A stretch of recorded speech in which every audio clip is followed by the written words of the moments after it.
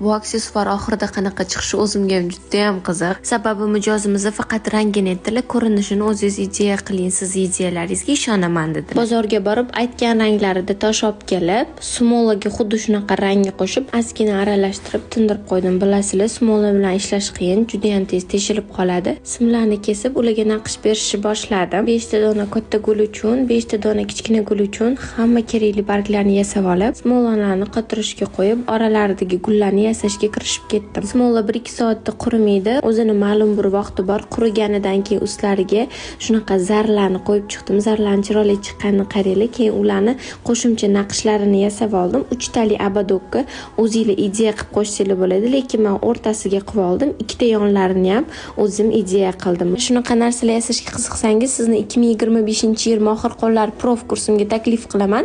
Kommentariyada aksessuar haqida o'z fikringizni yozib qoldiring. Menga obuna bo'lishni unutmang. Profilimda undan ham qiziqarli ma'lumotlarni olishingiz mumkin.